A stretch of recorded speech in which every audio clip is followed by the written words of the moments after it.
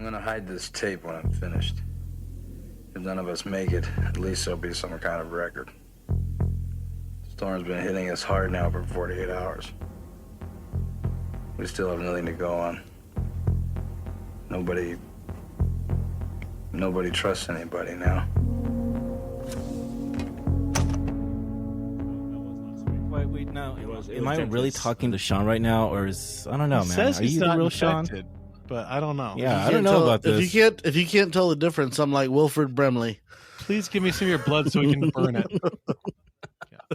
All right, welcome to another episode of Season 4 of 3.5 Gentlemen, the podcast, where 3 of the 4 hosts provide a refined and intellectual analysis of movies from our private collections, while one of us tries desperately to keep up. We'll let you decide which host is which, but for now, my name is Sean, or is it? And with me, as always, are my co-hosts, Jeremiah. What up, yo? Eddie. Maybe we're at War of Norway? And Brandon. This movie proves why you should just shoot the dog and ask questions later. Oh, the dog was so cute. Just shoot the dog. Just shoot the dog. Horrible and the whole movie's shot, over. bro. Horrible. He was trying to, okay? So, with Season 4, we're returning to form from Season 1. Instead of picking movies in a specific genre, we're each picking movies that we just want to talk about. With that said, after choosing the movies for the seasons, we have grouped them into specific focuses, whether it's to be influential directors, mysteries, blockbusters, and beyond. Additionally, throughout the season, we'll be including some new releases in theaters and streaming, as well as TV series, or 1 or 2. As with every review we give, our goal is to answer one simple question. How many drinks does it take to get through the film, or in this case, a special that we usually have just watched? However, at the end of the podcast, How many times are we gonna have that mistake in there, Brandon? I even highlighted in my head that we need to change it. I literally had to kind of change that right there in the sentence. Like, oh, shit. Let me do this again. As with every review we give, our goal is to answer one simple question. How many drinks does it take to get through the film we've just watched? Now, at the end of the podcast, we'll rate the movie based on a scale of 0 to 5. 0 being the perfect film that you can watch stone cold sober, and 5 being sort of film that makes you want to have a shape-shifting alien bite off your arms as you try to perform CPR. Yep. Fuck. There. With that, what do we have infiltrating our very souls this evening, gentlemen? Okay, way to go off script there, buddy. Who wrote this? Jesus. Well, actually, IMDb did. Let's try this again. Tonight Nice we have try. 1982. Oh, shut the fuck up and enjoy it. Tonight we have 1982's John Carpenter's sci-fi horror gem, The Thing. This film follows a team of researchers in Antarctica who are hunted by a shape-shifting alien life form that picks the humans off one by one and then assumes their appearance. As more and more team members die, it becomes harder and harder to know who is who and who is the Thing. This film has a stellar cast that is helmed by the one and only Kurt Russell. And The Thing has an IMDb His flowing rating of hair and his 8.2. flowing fucking hair. So fucking good hair. Like, I miss 1980s just for the hair. That's all I care about. And the beard. God, the Fucking beard was beard. playing strong. So The Thing has an IMDb rating of 8.2 out of 10, has a critic score of 84% and an audience score of 92 freaking percent on Rotten Tomatoes. High. That doesn't seem kind of high. No, it fuck seems high. perfect. Way the fuck high. As with every review we give, Perfect. we try to pair our selection with a cocktail that we hope reflects that film. Ed, can you take us through the drink that we'll be enjoying this evening? I certainly can. This is going to be a shit show because I've read this a couple times and it's misspelled, extra sentences and extra words in here. So just bear with me. Let me read this. Well, tonight, guys, we're enjoying the Molotov cocktail. Oh, hot. It's super simple. It's badass and packs a heavy punch, kind of like McReady. Hell yeah. For this drink, you'll need 1 ounce of vodka and half an ounce of Bacardi 151 proof. God damn. Pour the vodka in the shot. Yeah, I know, right? Pour the vodka in the shot glass, and then float the rum on top. So set the rum on fire, and before you blow out the flame, and down the drink. So you set the rum on fire, Brandon. Yeah, and then you got to blow out. Before you blow out, No, you gotta down it. Blow out the fire first. You blow because it. if not, You'll you're gonna blow have out a the fire. sore throat. And then, Yeah, because if you don't, then it's gonna hurt. If it's a real McReady, just go ahead and just down Actually, it. McReady. called Let's just McReady. get it right. That's what it should be Let's called. just call it the McReady. I think we should start there with his alcoholism and his anger toward the chess machine. So one of the things that just blew me away about this movie, number one, is the lack of dialogue. There's very little dialogue in this movie at all. But what dialogue there is so pointed and so like it's so director specific. It made me laugh. But all he wanted to do, all McReady wanted to do the entire movie was to go to his shack and get drunk. Like literally, that's all he wanted to do. Just let me go.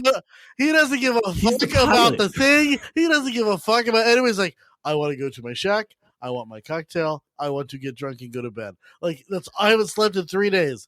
Fuck off. What I'm is done. he drinking? So that's is he Sean drinking, in college. Is he drinking Jameson? No, he's drinking Jim Beam, yo. It's old school. Some Jim That's Beam. bourbon, hardcore yeah. shit, man.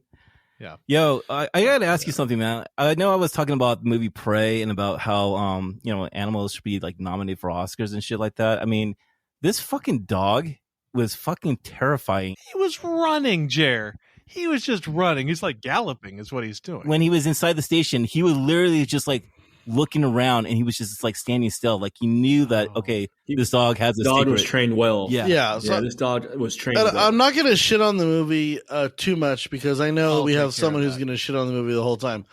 But one of the issues that I have right away was the continuity between clearly these people are shooting at the dog. Clearly these people want the dog dead. So what does the Antarctic team do?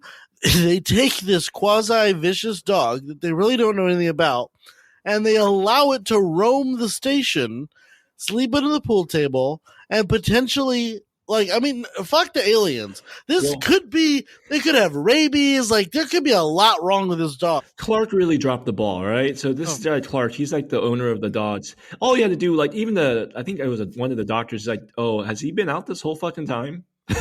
Has he not been in there with other dogs? Like, oh no, he's just been chilling with us. You guys are actually taking a little far left here on this part. So you just imagine like you're a crew Far that's left. seriously by themselves, and you notice that these two people Antarctica. are actually shooting a dog, or actually not even shooting a dog. They're just shooting and blowing shit up. And then they point the gun at shoot your own one of your crew, and you're like, what the fuck's going on here? And then they take them out, and then one of them blows himself by themselves. So there's like no really introduction, like the dog is dangerous. Yeah, I'm just going to say, Jeremy, What's up? we're talking about Antarctica where literally nothing is survived. Nothing is alive.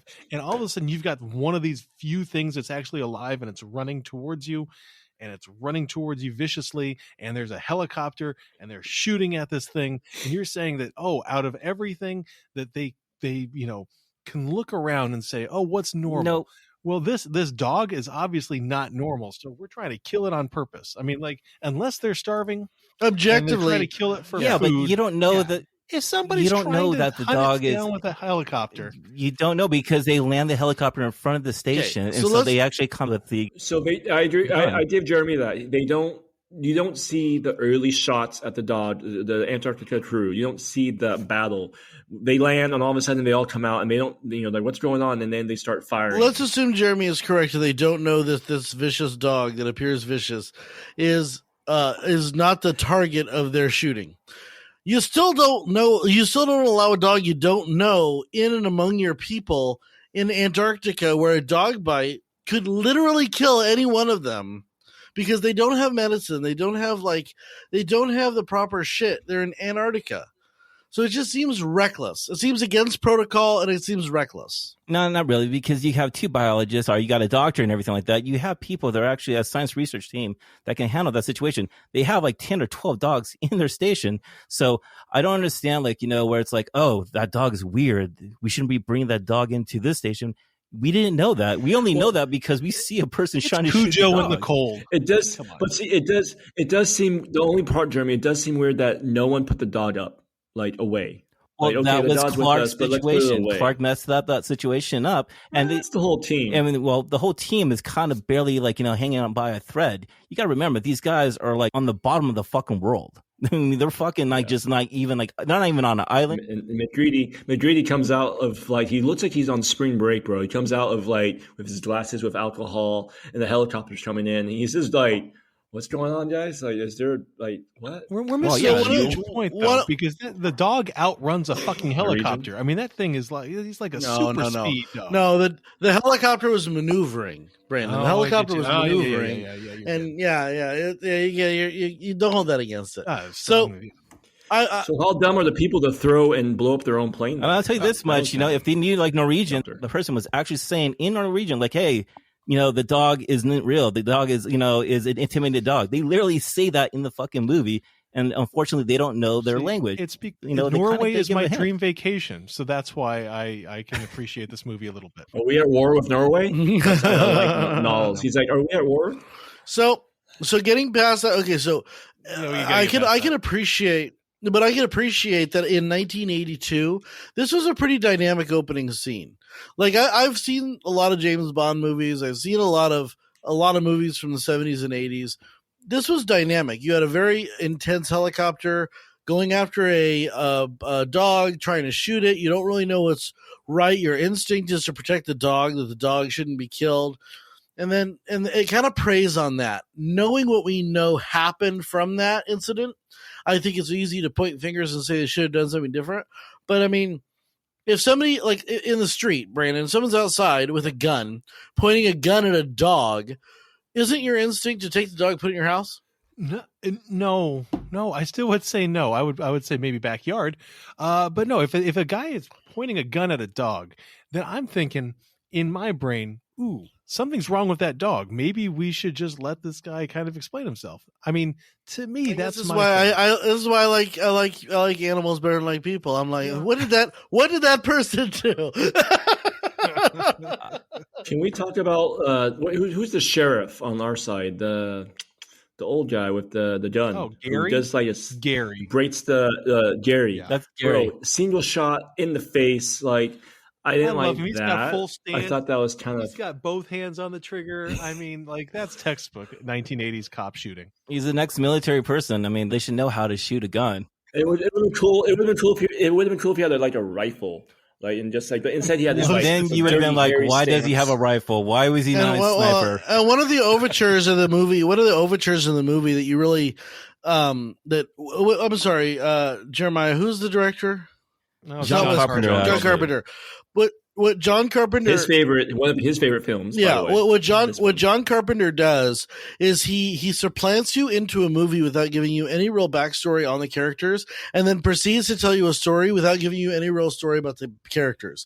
And it's a very interesting way he does it, and you can't. No, that's not true. So, I mean, think about this. He plunged you into a world where clearly these people have been on this expedition for too long. They're strung out. They're done with each other. They're done with the expedition.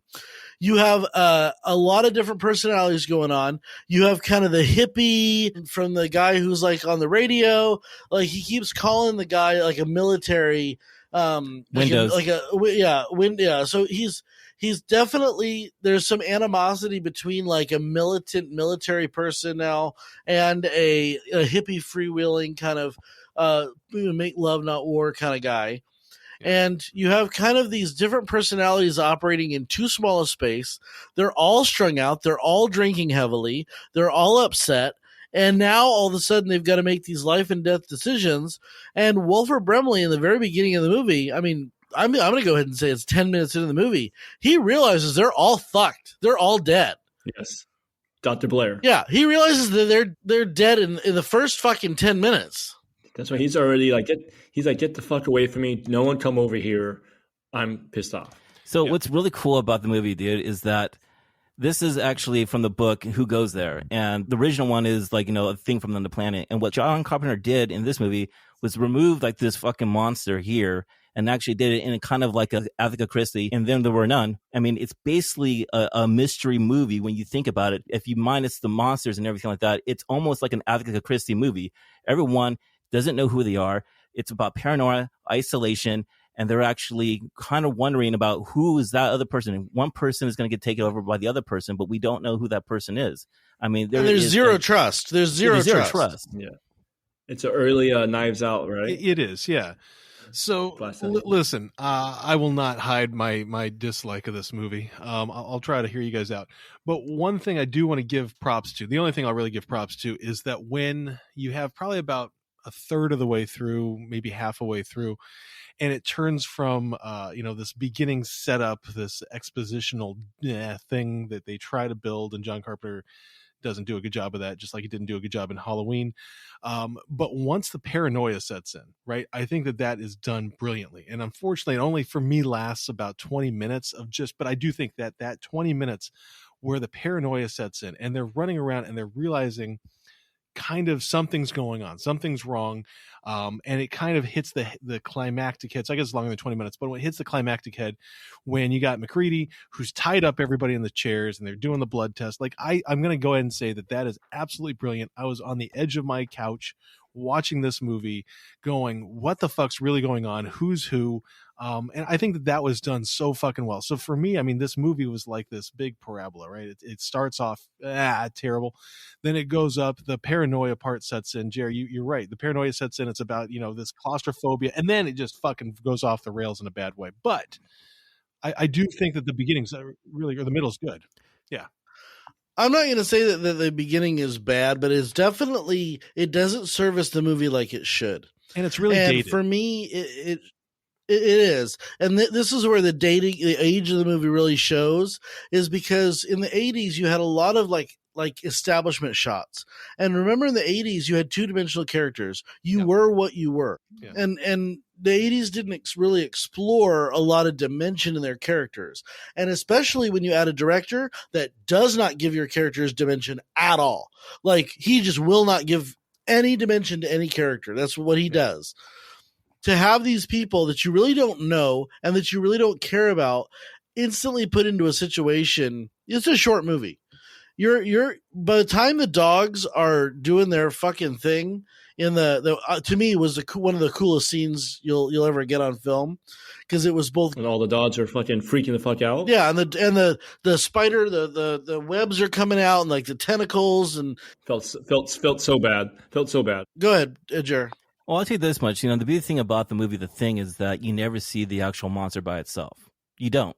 You don't know what the monster is, because it's actually imitating not just life form in here, but many different life forms throughout the universe, And the crazy thing about it, and what the scariest thing about the movie is, it's just not the monster, but it's the characters, man. I mean, how they react from one another. You got to admit, dude, all of a sudden, like, absolutely. It shows, it builds tension. It explores not just the monster, but it explores the whole kind of like a psychological effects of paranoia, the isolation, cabin fever. Mm-hmm. I mean, that's the heart of the film. That's the heart of the film. One person getting picked off one by one. Well, and here's my question, and you've said this now 3 times: one by one creature. Is there only one creature? Because let me just throw this out there. It feels like there's at least 2. Yes. So I agree. It's not. Imagine cells, and on top of those cells have their own life forms and everything like that. If that thing dies, that other part of the life form still survives. So it can actually remove itself in different ways for surviving. AKA that little head like crawling around. That's part of that's part of the thing right there and everything. But that technically that thing died. Right, so that whole thing died. Are you suggesting so it was still already mutated somewhere else? It's cell splitting. The thing is the thing is one creature, but it can be multiple people at the same time as it's transitioning from one to the other. No. I think what it is instead is hold on, because that's the whole point of what this thing does, is that it actually simulates on everything that it actually comes across of. Not just see, and this is where I keep getting confused, because I was under the impression on first watch and now that I've watched it a second time, it's to me it's more clear. But I don't think the thing is, well, it is, but I don't think the thing is necessarily going into the body of Eddie. So Eddie is the character out there. I'm the thing. I'm going to go attack Eddie. I'm reading his DNA, I'm reading his data, and then I'm going to become Eddie. That doesn't mean that I'm going into Eddie and Eddie is going to be destroyed. Well, that leads to the thing is, does the person actually know that he's infected? And I think that the answer is no. I don't think that the person actually knows that he's infected. That the human. So are being. you saying that the infection? Because what the thing is basically a replicant. So it replicates. If it has enough time, it replicates the most complex creature. So my question is, because you have this where the guy with the hands, right, gets burned, and they burn the guy who he gets all strangled by the thing. The bald guy. The bald guy, and he has Bennings. glasses. Yeah. Bennings. Okay, so Bennings goes out into the ice with hands that are not yet developed because he hasn't had time to replicate human hands. But Bennings is already dead. It already ate Bennings, Right, so and now it's forming into Bennings is no longer a sentient being. He's dead. So then when they kill Bennings 2.0 or Thing Bennings, where does the rest of the thing go? Does it? That's what I'm asking. Is there one? Is there two? Is there how does it work? Because to me, this is fascinating that we don't know the rules. Because Jer, and then I've got a good idea. He already affected another person. Before not the dog. Yeah, the dog. Yeah, you're right. The dog already affected another person. So when they burn Benny's, and then Kurt Russell's like, I know one of you is not, what they're saying they are, because one of them is still the thing. So, once everything gets done and killed and everything like that, that's when it actually gets destroyed, so to say. So here's my thing, and I might be totally off base. Hold on, that doesn't make sense. You're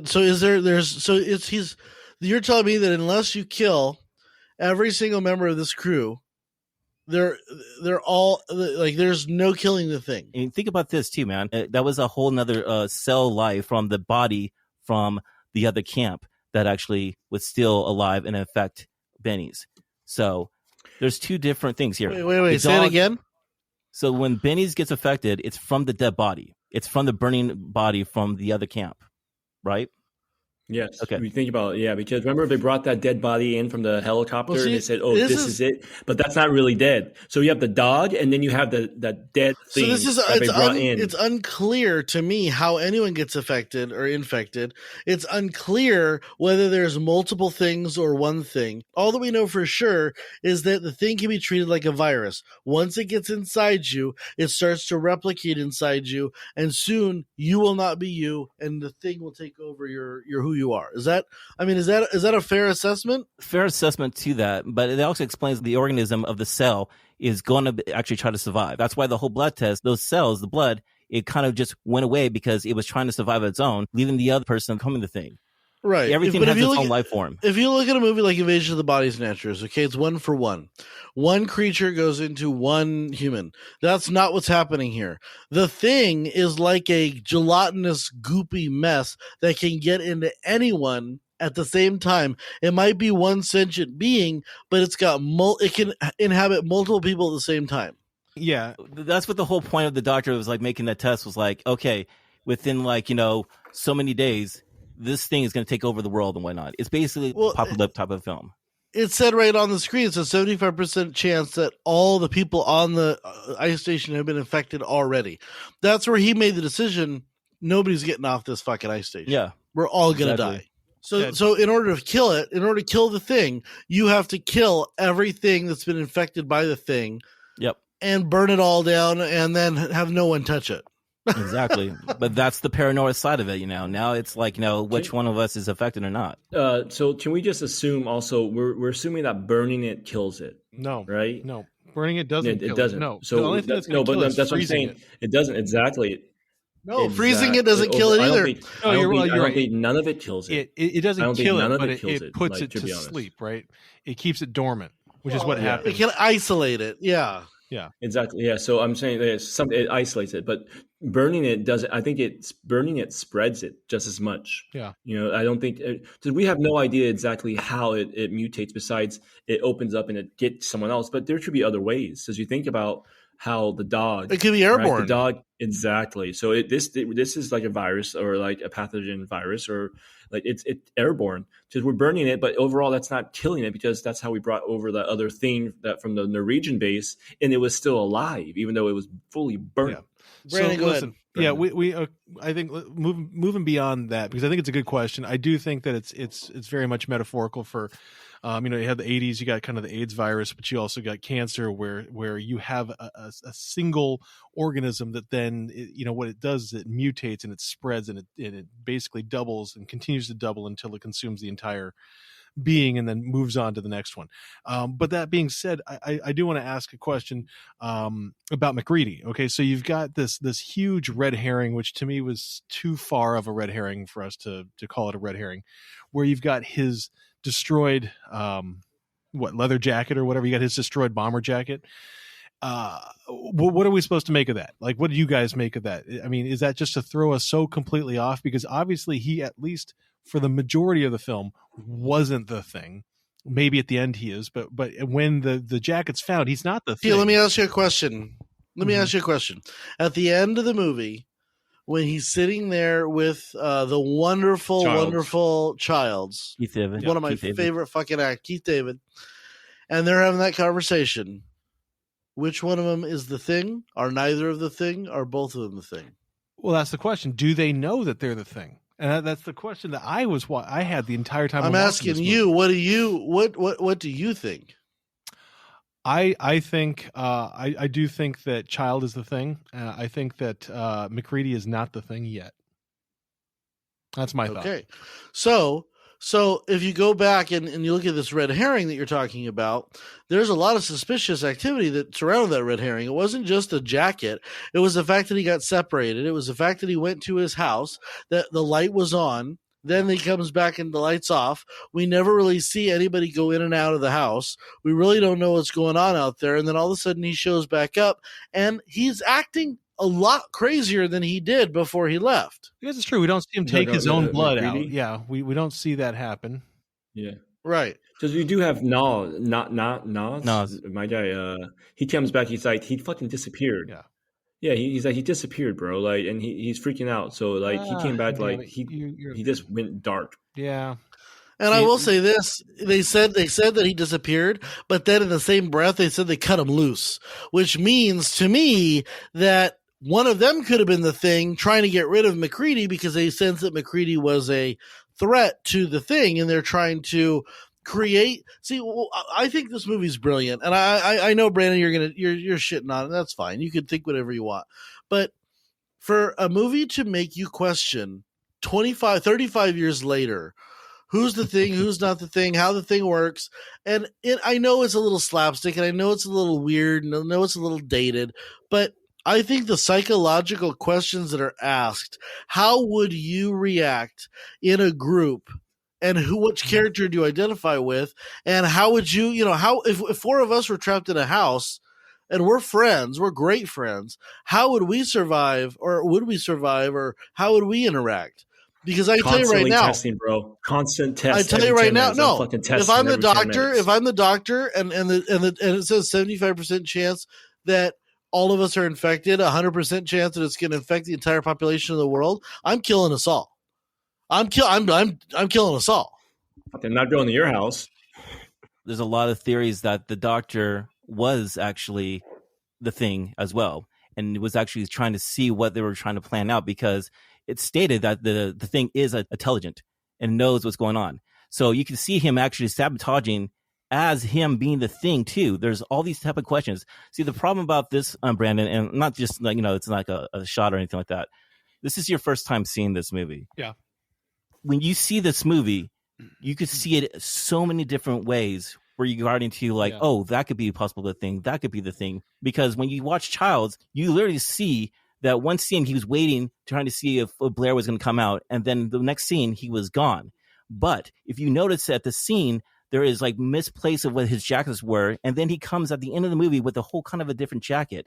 So it actually plays out. But then is he the thing or not the thing, And I'll tell you this much, not just because of the breath part. The breath, man, the breath. Yeah. The breath, he doesn't breathe. They're sitting there by the fire or by the burning building. And Keith David does not breathe. There's no life in him. There's no breath. And Kurt Russell is breathing fog, steam. One of the doctors told McReady, hey, it might be the best thing if we actually, serve our place different and not share our drinks and whatnot. and then he gives him the drink. It could be gasoline. We don't know what it is, but he gives him the drink. But it kind of shows like, okay, he doesn't care about not sharing or anything like that. It means that he is probably the thing right there, Mm-hmm. But there's so many and different that would make questions sense to it. because he wants the thing to get out. He wants the thing to escape. I mean, think about this. It's probably been stuck in the frozen tundra for 1,000 years. 1,000 years, yeah. Yeah, and now it's trying desperately to get out. And now it's also desperately trying to survive also. So it's trying to maybe just be frozen. So it's trying to find a way to survive. Yeah, so I do want Brandon. to clarify myself because I do think it's something that I want to talk about because it's something that really bothered me. Everything that you guys have said, everything that we've talked about so far, right? This paranoia, this questioning, this murder mystery kind of deal, I think is brilliant. I give Carpenter, I give Kurt Russell, I give everybody as many pats on the back because they deserve every single one of those pets.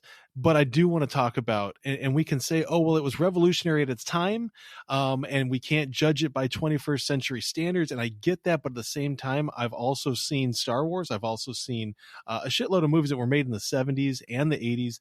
And we got to talk about how campy and how over the top and how stupid, to me at least, the special effects were. I want to just point out one scene that I thought was just one scene. This is what bothers me, guys. And this one scene is when you have I have it right here. Let me see his name. You've got it's going to Vance Norris. Vance Norris, he pops out and he becomes a spider and his head's upside down. And the whole time I said, you just fucking lost me, Carpenter, because the movie up until that point was brilliant, and it is brilliant because it is this what's going on.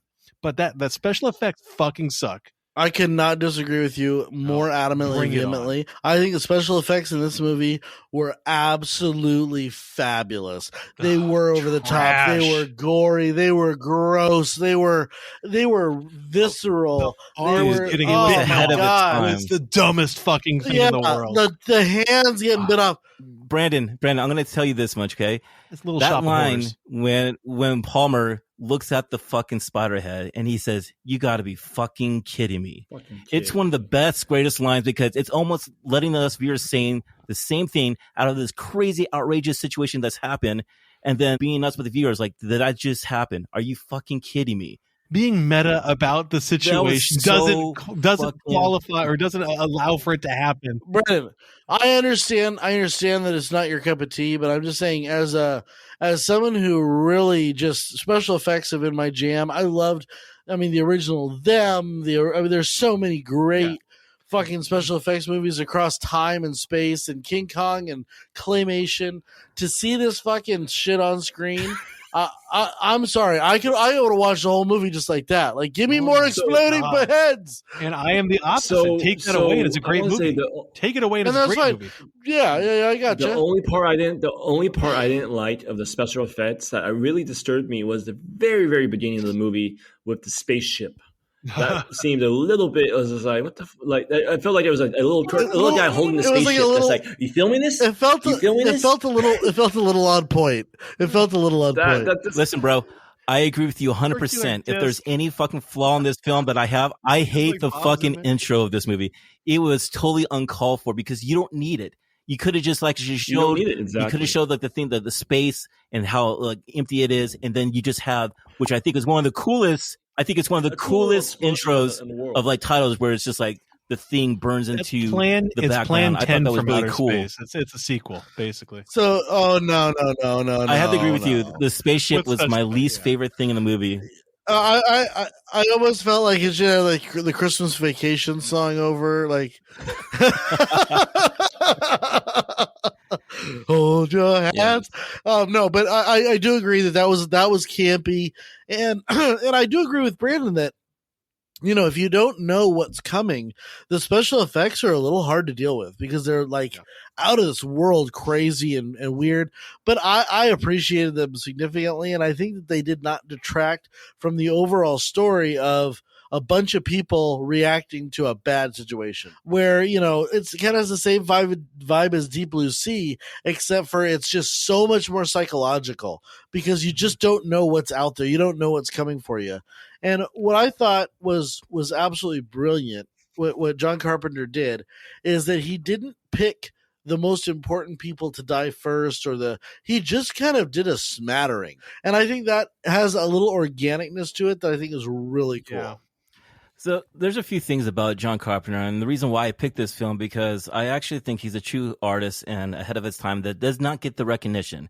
And I mean by like, a lot of films that we watch, like, TV shows and even like culture, like Stranger Things or that fucking game Among Us. You can't tell me that those things did not exist because of the love of what John Carpenter did with The Thing, And I don't think he gets the recognition that he deserves. Now, regarding to what Sean is talking about the effects and everything, these were ahead of its time. I mean, shit, the guy, who created it was this 22-year-old kid and also with Stan Winston. I mean, it almost feels like it. I know, Star trust Wars me. Preceded this 5 years, and every single one of those special effects, they and worked. Star Wars, no, they don't. If you watch Star Wars, the Elephant Man, come on, there's some shitty. Yeah, you got to. Come on, Brandon. There's only few things in Star Wars, maybe later down the road. I'm There's a lot more wanted on things. 12 systems. Come on. No. Because here's what the thing, and what the problem is with me is that special effects shouldn't draw attention to how, look at those special effects. They should be organic to the nature of the film. The nature of the film, as you guys, all three of you, all four of us, has said, is about paranoia. It's about human nature. It's about the human condition and how we constantly jump to conclusions. I mean, it's brilliant. It's beautiful. It is exactly what it should do. It's almost like 12 Angry Men mixed with, science people. It's brilliant. And then what all of a sudden you get, what you get is you got, hey, let's go ahead and make a monster movie of it. And go ahead and make a monster movie. That's fine. But don't say, we're going to go and just see how far we can push the envelope of special effects. To me, there's a place and a time, and a movie with this quality of paranoia behind it, it's not the place or the time. And that's what frustrates me. You're also having hindsight looking at a movie that had zero budget, was not well received by the studio, nobody was excited about this fucking film. John Carpenter basically scrapped it together with bootstraps and gum, and he did what he wanted. And so while I respect your opinion, I really do, Brandon, I think that if it was remade today and you did a little bit more subtlety on the special effects and you found some of the creatures mid or post shift that were contorted, I think that would be more effective than watching the spider guys. That's nail on the head. That's nail on the head. For me, the special effects didn't necessarily detract from the movie. They just made this movie super unique and super memorable in an otherwise kind of, I'm not sure you would have remembered if it was just what you said. It was just, and then there were none. I'm not sure that it would have done as well. I don't know. Let's put it this way, Brandon. I mean, when this movie came out, it came out 2 weeks in 1982 before E.T. So this movie got lost in the shuffle by Universal, where everyone in the world was loving like this adorable fucking alien, and the story behind that, where this is a story about the sickest fucking thing that you could probably throw on the screen and whatnot. And just the pressing of a movie about I guess isolation and just the distress of each character, where they're losing, not just reality, but their humanity, But there's some mess ups. I mean, some goofs. If you think about, let's say one of the doctors, I think it's Fauch, one of the doctors says the alien organism is highly infective, right? So, but they don't care about sharing the same knife to test with the blood. So yeah, that's fucked up. Does anyone see that? No. You're also little things like that. But Eddie, you're also at a time and place where in 1980 they didn't know how anything fucking was spread. I remember I don't remember, but when I was born, my dad was so worried that they were going to give us blood that was infected that he followed the blood that my grandfather gave to me and my mom so that we could survive. He followed the doctor because he was worried about getting someone else's blood, because they weren't at that point screening for AIDS. They weren't at that point taking the precautions that they take today. The 80s were a completely different medically advanced time. So I'm telling you right now, the doctors did not understand about sterility, about all the different procedures that they take now. That wasn't there. I mean, think about this, Eddie. The doctor who delivered me was fucking smoking in the delivery room, smoking a goddamn cigarette. There's another thing. Then I read also that flamethrowers in Antarctica would be useless because what they said it'll be frozen. What they were using, it's bad, and it wouldn't reach that long. That reminds me of There's Once Upon a Time in little things Hollywood. here and there that's fractional errors. Okay, I've read, and I feel like we're kind of nitpicking the little situations here. I mean, just think about this, bro. Is that the movie speaks volume? Share a knife. The movie speaks volume today as it did 40 years ago. Either a pandemic or the thought of spreading a disease. But the situation you got to think about it is that if you're by that person next to you and you're talking to that person next to you and you know that person in some way can kill you, that kind of actually fills the atmosphere of that movie, which is also kind of what it is in real life. You know, I mean, I think what Carpenter did here is actually he was able to use that, you know, as a kind of like a support of the film and really kind of mess you up regarding to what is real, what is not, and how are you going to actually handle this situation when it comes about. I mean, think about this just for a moment. I know, Brandon, one of our favorite shows used to be before, you know, it got weird, Walking Dead, right? Mm-hmm. You loved Walking Dead more than just as much as I did. Yeah. That show was essentially a precursor, you know, a birthed child of this movie. Yeah. Where how would you psychologically react to infection on a mass scale? Now, those special effects, to me, did a better service to the show and better service to the movie in Walking Dead. But you still had some crazy shit happen in that show. You saw some entrails popping out and some, you know, fun shit. Yeah. Same concept. You know, the directors take lenient. So I want you to at least look at the core of the movie. And I don't care what your score is. I can care fucking less. You give it whatever score you want. But you have to appreciate that the core of the movie is there. Yeah. Okay. And I'm not trying to sway you. I'm saying that the core of this movie is fucking. There's something special here. There's something cool here. Yeah. You know, I just wanted to make sure that, you know, we keep our best friendship, you know, after a Carpenter film, because our last Carpenter film was a fucking shit show.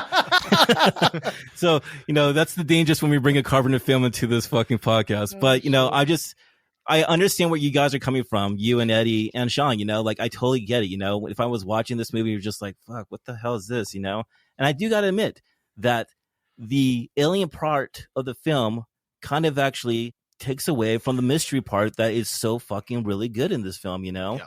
It's like, you know, when I was little, I used to love the alien part. I couldn't wait for it, you know? But now, just because I love the psychological thriller of it, you know, and the whole Agatha Christie story, I just fucking dig that shit. So who did the dog infected? Just I want to know, who do you guys think the dog infected? When you saw the dog walk into a room, who did he infected, right? And you didn't see the face, but you just saw one person. You're like, who the fuck is that person that he infected? I want to know what you guys think.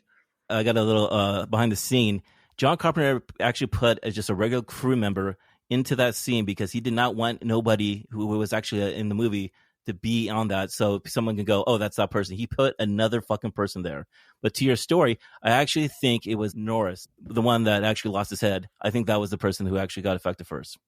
Really? I think Wilford Brimley was I like the idea of as he's doing the analysis on the computer, he's not doing it to figure out how to protect. Yeah. He's doing it to figure out how to infect. And I think that is a very interesting wrinkle that I did not catch. Then why destroy everything? Very interested to see if why that's destroy true. Everything? He doesn't destroy everything. Or maybe Brandon, maybe his body is fighting it. No, he didn't destroy the chopper. The other guy, he's trying to make a spaceship, right? Yeah, he's trying to make a spaceship. That's Wilford Brimley. I'll tell you another fucking thing that might fuck you with your head. You know when Windows was actually trying to go on the radio and he's like, man, I haven't got anyone for the last 2 weeks and shit. There's a theory that the reason why he hasn't got anyone out there is because the thing has already actually affected the whole planet and they're by themselves and shit like that. So that's another fucking theory right there. So they're the last. Well, fuck a duck. Yeah. So hold on. There's a prequel to this movie. Before we get into our scores, Jeremiah, there is a 2011 prequel? Yeah, so the prequel is about the Norwegian side of it, the beginning of the thing. So you got that side of it, but man, I know you guys don't like the effects in this movie, but man, that CGI in that film, man, is pretty fucking horrible. And what's really sad about the film is that it's more of a slasher film than anything. It's not just like, you know, a whodunit or a mystery. It's like fucking the thing is like Jason and shit, killing everything. So not worth watching. No, they could have done it better. They could have done it better. But with you, Sean, the way you were talking about, like, you know, if you were going to do this film again today, I like the idea of just keep it subtle, you know, keep it kind of low key, make it more of the mystery and whatnot, where it actually really fucks with your head. That I think that would be the best thing. But honestly, I hope they don't do anything with the fucking film. I think they should just leave it alone and let it be, you know? Mm. And that brings us to the end of review. Now it's time the podcast where each of the hosts provides a score on the following scale. Eddie, the real Eddie, can you provide the scale, please? We think. 0, the perfect movie. You don't need shit to enjoy it. 1, a feel-good first cocktail. 2, a happy buzz. 3, you're going to Uber or Lyft home. 4, rough morning walk of shame. 5, blackout, shit-faced, spring break drunk. Gentlemen, let's start. Who wants to start? I don't know who to pick. Last time I think I picked Brandon. Yeah, I can. I'll start, and I'll get it out of the way now. Okay. No. So listen, you guys did a really, really crazy thing that I didn't think was possible, and that's that you swayed me, and you didn't sway me on the special effects because that was just it's bullshit. I'm going to get to that in a second. But what you did sway me, and more than anything, you reminded me. You didn't sway me so much. You reminded me of what I thought at the time was genuinely, and I'm going to say it, brilliant. Right, the way that the suspense is built, the way that Carpenter does what he does with these characters and paranoia, is absolutely brilliant. Halloween, I think, is absolute trash. I will continue to think that, but I do think that there is. No, you're wrong. I'm right. That there is something here that's genuinely good. I don't think the acting is good for the most part. I think Kurt Russell is by far the best. I think the writing is pretty stagnant. I think that it's very, very 80s in not the best way. But I think that what Carpenter does is he goes ahead of the time, and he really creates a psychological thriller that pretty much is unparalleled, at least at the time. So I will give it that. And because of you guys reminding me about that, it definitely didn't just save the score, but it definitely saved my opinion of the movie. Now, going to the big thing, I was constantly reminded, and I was like, I have to bring this quote up because it's perfect. It was reminded me of Dr. Malcolm in Jurassic Park, and that, you know, just because you can doesn't mean you should, right? Just because we can do these things special effects wise doesn't mean that we should have done these things special effects wise. You guys talk about it being revolutionary and brilliant and low budget, but still makes it look good. No, when the dog's burst open and there you got these tendrils sticking out, I'm just like, that's just dumb. When you got little what's his name crawling around with his head upside down, that's just dumb. When you got his arms getting bitten off because of the guys, it's just like literally Little Shop of Horrors. It was just dumb. And something that I was completely forgot about was Windows getting literally eaten by like this thing that looked like it should be chasing Mario in Mario Brothers. I don't know. To me, the special effects completely detracted from it. I'm not saying they should have taken the sci-fi out of it because that's the whole point of the movie. But what we needed to do was tame it down. If Carpenter had tamed down the special effects, I could see this one being maybe not a 0, but within the 1 field for me, because I think that the pacing became amazing, and I think that the characters became something that you root for and root against. And I know I'm going on like Eddie does, but I just want to really drive home the idea that this film has at its bones some fucking great meat. I really do think that. However, the special effects really took me completely just out a of little it. salty. Yeah, just a little salty. A little bit. It was the meat has turned a little bit. And you gonna give it a score anytime today, or anyway, I just wanted to clarify. I was trying to whatever. So anyway, what I'm going to do is I think that this is a near average film. I think it's not quite an average film, so I'm going to say it's a 2.75. I think that it's a happy buzz with a couple spillovers. Wow. Can I ask where you were when you walked in? Yeah, I'm kind of curious, man, because that is a better score than I ever thought you were going to give. It was 4. Okay. It was actually 4+. I probably would have given it 4 and change. But you guys really, you redirected my attention to what the film did great, not just good, but great. And that's that psychological paranoia. Fuck, it was brilliant. So because I pulled an Eddie, I'm going to let Ed go, and I'm expecting Ed to just give us about, 20 to 30 seconds. So Eddie, I got a 2.75. What do you have? Well, Brandon, so I just want to say John Carpenter, one of the best scary movie guys of all time. Some people just don't understand what he's doing on film, and I understand some people just don't understand those great movies because they don't understand scary movies. They think The Ring is really good. So a little short jabs here, man. Yeah, so I'm just saying though, there's a reason why he's considered one of the greatest. His movies hold up, from the Halloween to The Thing. I just remember though that when I was younger, I always got I always thought this movie was scary. The alien, the thing, it's always changing, and I think that's pretty cool because it's never one thing. It looks different every time it changes. But it wasn't as scary as I thought it was when I've watched this when I was younger. But I think Jeremy and Sean nailed on the head the psychological effects that this movie has on you when you're actually watching it. I forgot completely who died in order. So it was a movie that still held up to its time of, okay, I didn't watch this a couple times, and I'm going to be surprised with the whole who's who at this movie. All I know is Kurt Russell survives at the very end. This movie definitely holds up in one of my favorite movies, and I know I gave it shit with it. There's little parts here and there that I'm like, oh, why are you sharing a knife? But that Sean, you made a valid point. You know what? They're sharing fucking drinks. They're sharing cigarettes. They're sharing, everyone's sharing that back then in the 80s. The science hasn't really begun yet at their time. But I do think part of this, no one knows how you can catch this thing. Everyone thinks like, oh, it's going to eat you alive. I personally think if you touch it, you get it. So I think all the doctors got it right away. I think Blair and I think the guy who was smoking weed, who was carrying the body, I think anyone who touches it becomes the thing. Somehow it's about the blood. So overall, though, I do like this movie. It's a movie that holds up way better than the other thing, 2011. I still think it holds up for most. It still holds up. Now it's a movie that we laugh at, but overall, it's like I'm watching it. Like it still holds my attention when it's on TV, and that says a lot to the fucking movie. So I'm honestly giving this movie a little bit better than Brandon. I'm giving this a 1.75. Which I think it deserves a 1.75. It's below a 2 drink for me. Jeremiah. Wow, you guys are really shocking me in here. Everything from the atmosphere, the mood, the cast, the special effects and the design, as well as, which we haven't really talked about, the creepy, heart-thumping score. I feel like it's on another level. The score's amazing. I mean, I think The Thing is a science fiction horror classic of its own. It's not only a monster movie, or an alien movie, but a movie that really travels further into the fear of unknown with the whole paranoia side of it. There's this high tension that you experience throughout the film, and it never lets go, I really love that feeling. It's one of those rare films too. Again, I've been saying this for the past couple of weeks, that after repeat viewings, you see a whole another movie.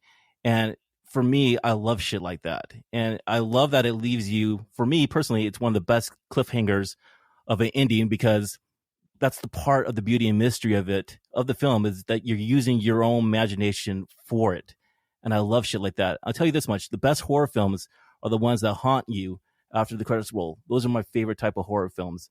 And for me, Carpenter's famous and most popular film will always be Halloween. It is what it is. But I believe that The Thing will go down in history as Carpenter's masterpiece, that I believe that's in the same next level as Alien and The Shining. Yeah. It's going to be a little below that, actually. I think that those other two movies are just fucking gems. This one comes really close to it. So for me, this is a 0.85. I really love this fucking film. I think John Carpenter does not get... Look at Jer pulling out the... I'm just saying, dude. I'm just saying, because Alien and The Shining, I score really high. It's not near that, but, seriously, dude. I mean, I can watch this film every single fucking year, because it's just something... For me, it's amazing. So go ahead and wrap it up, man. Yeah, I'll try to be brief, but I'm going to tell a little bit of an anecdote here. I was watching a making of Jurassic Park, and there was a interview with this guy who basically was the best claymation guy on the planet. He had spent his entire life claymating creatures on screen so that they could make these dinosaurs come true. And in one afternoon, his entire career was done. In one scene, it was a Tyrannosaurus Rex CGI on a computer crashing through a branch, and Kathleen Kennedy, Steven Spielberg, and the director and the producers of Jurassic Park walked through this room, and they saw it on the screen. And in one moment, his career ended. He no longer was a claymation guy. Claymation was gone forever. The special effects in this movie were at the height of these type of practical, real bitchin' effects. These kids were in studios pushing the limits so that the next film knew when to draw the line. And I think John Carpenter doesn't ever know when to draw the line. He'll push it till it's dead beaten and 10 miles past. That's what he does. That's the type of director he is. So Yes, he is. I at least appreciated how great. Yes, they detracted from the story. I totally agree with you, Brandon. But God, they were so fucking cool. I know you didn't like the guy's head that went into the spider, but that was fucking cool. It was fucking cool. Never seen that before. Never seen that before. And you No, had never Something seen I've it never seen since then. before. Brandon, I'm Yeah, not yeah. saying. I'm not saying that it fit the movie. I'm just saying it was fucking cool. It was. Can you imagine you see that shit? God. You see the same thing. Are Are you fucking fucking kidding me, man? Are you fucking kidding me? Fucking kidding me. So for that, I'm not gonna penalize. I guess is what I'm saying. My score is not gonna totally penalize. I'm not gonna go as low as Jeremy. Look at Brandon's right. The acting in this film is, I would say, mediocre at best. The script is mediocre at best, and still the movie persevered, and still it was fantastic. So for me, this movie is going to be a 1. I really appreciate the whodunit nature. I really appreciate the psychological thrill that this movie gives you. I cannot. I sat down and watched it. What Jeremy, 2 years ago with you? Yeah, something about that. 2 or 3 And years then ago. I sat down and watched it again, and I was kind of really excited for it.